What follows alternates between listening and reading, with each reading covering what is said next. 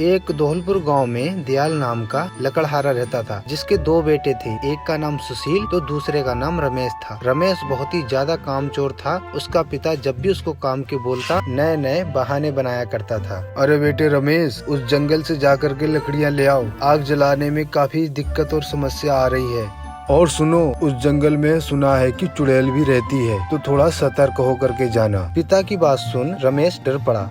फिर क्या, रमेश की बहानेबाजी चालू। अरे पापा, मैं नहीं जा सकता, मुझको रात से खांसी और जुकाम है और मुझे सर्दी के वजह से चक्कर भी आ रहा है। आप ऐसा करो, मेरी जगह पे भैया को क्यों नहीं भेज देते। रमेश की बात सुन पिता बोला, अरे बेटे सुशील, तुम ही जाओ, और ये छोटा भी है और डरपोक भी। पिता की बात सुन सुशील बोला, ठीक है पिताजी, मैं जाता हूँ। और वह चाकू लेकर के जंगल की ओर चल देता है। ठीक है बेटा रमेश, मैं खेत जा रहा हूँ और तुम अच्छे किसी वैद्य को दिखा देना। सुशील जंगल में लकड़ियाँ लेने के लिए जा ही रहा होता है कि इतने में उसको एक अजीबो गरीब जादुई पेड़ दिखाई देता है, जिसके अंदर उसको काफी बड़ा छेद दिखाई देता है। पर उसको नहीं पता था कि ये जादुई पेड़ उसी चुड़ैल का घर है, जिसके बारे में उसके पिता ने उसको बताया था। इतने में वही खड़ा ही होता है कि चुड़ैल वहाँ पर आ जाती है।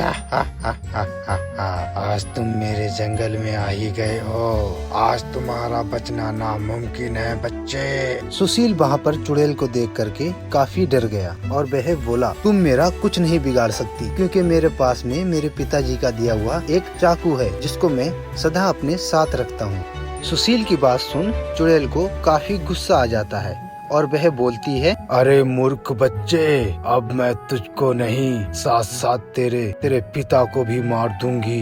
इतनी बात कह करके चुड़ैल वहाँ से चली जाती है। साथ में सुशील भी अपने घर लौटने की ठान लेता है। पापा पापा पापा, कहाँ हो? जल्दी आओ पापा, जल्दी आओ, जल्दी दरवाजा खोलो। अरे हाँ बेटे, क्या हुआ? अंदर आ जाओ। अरे रुको तो पापा, मेरी बात सुनो।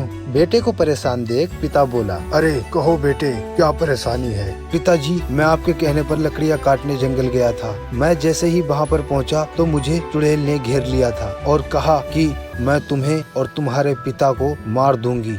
सुशील की बात सुन पिता बोला, अरे बेटे तुम डरो मत, वो चुड़ैल हमारा ऐसे कुछ नहीं बिगाड़ सकती, वह उसी को मारती है जो उसको नुकसान पहुंचाता है। पिता की बात सुन सुशील अलमारी में रखी पुरानी बंदूक लेकर के पिता के पास आ जाता है और बोलता है कि आप रुको पिताजी, मैं जंगल में जाके उस चुड़ैल को अभी मार के आता हूँ।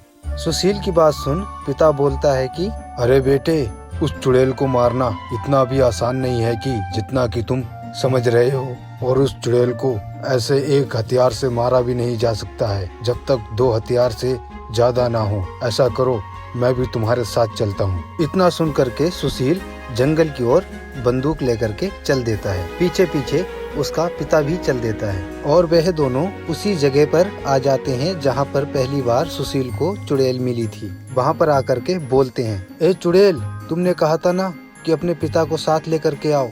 मैं पिता को साथ लेकर के आ गया, अब मार लो। सुशील की बात सुन चुड़ैल बोलती है, ही आखिर तुम मेरे जाल में आई फंसे। मैंने तो ऐसे ही बोला था, अब तुम दोनों ही मेरे जंगल में आ गए हो, अब दोनों ही नहीं बच सकते।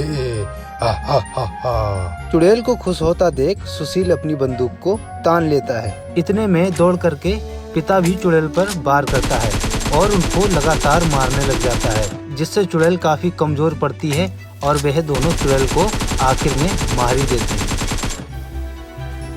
तो बच्चों, हमें इस कहानी से ये शिक्षा मिलती है कि कठिन से कठिन कठिनाई का भी अगर सामना अगर हिम्मत से करें तो उसका हल कहीं ना कहीं से निकल ही आता है। ऐसे ही मजेदार वीडियो देखने के लिए हमारे चैनल को सब्सक्राइब करें और वीडियो अगर पसंद आई तो वीडियो को लाइक करें और बेल आइकन प्रेस करना ना भूलें।